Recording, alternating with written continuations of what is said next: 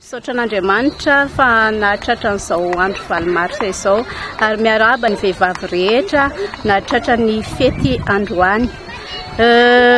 Izahay zany dia atao amin'ny fikambanana vehivavy Liam-pivoarana izay eto Katomaroa ny foibeany.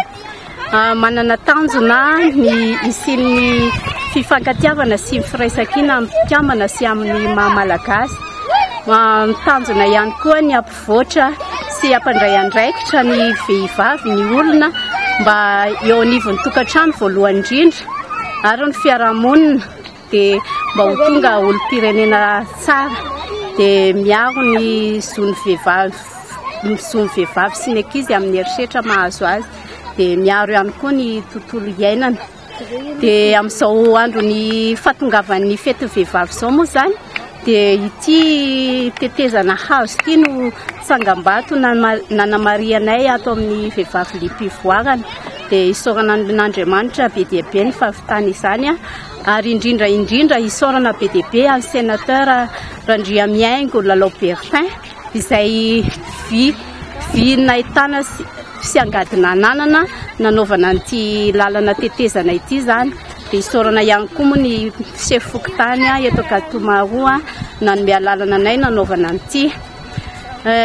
Isaorana ihany koa ny vehivavy rehetra izay nanatanteraka ny fitaomana an'ity azo ity zany tsy nikely soroka mihitsy.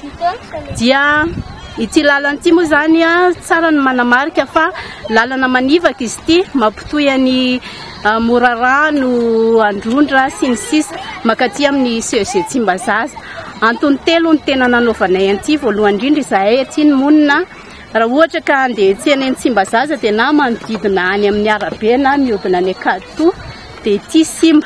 Faharoan'izay amin'ny mahalalana manivaka anazy dia misy mpianatra ny CEG mandalo amin'ity.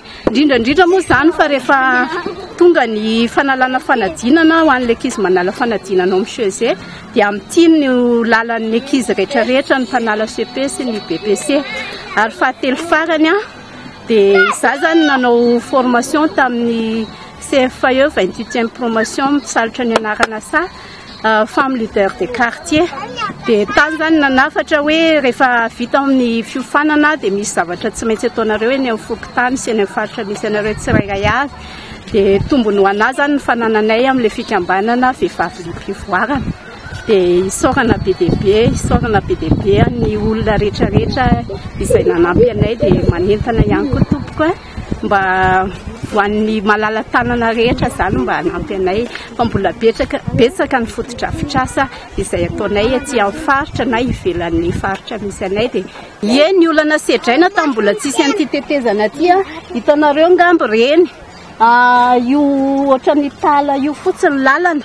Dia izy io zany rehefa avy ny orana dia mifotaka be dia tsy maintsy miroboka kely ianao raha vao andeha hanivaka izay hoe hanivaka izay fa rehefa tsy te hiroboka eo zany dia izay manodidina izay.